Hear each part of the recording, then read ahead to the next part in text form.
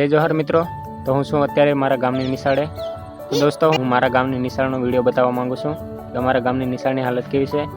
તો તમે પૂરી જાણકારી લઈને પછી આગળનો વિડીયો આપણે બનાવશું. તો અત્યારે હું નિશાળનો વિડીયો બતાવી દઉં. તો દોસ્તો, કોમેન્ટમાં જરૂરથી કહેજો કે ખરાબ છે કે સારી, ખુલ્લા દિલથી કોમેન્ટ કરજો. આ છે ટોયલેટ જૂનું, અત્યારે નવું બનવાનું ચાલુ જ છે.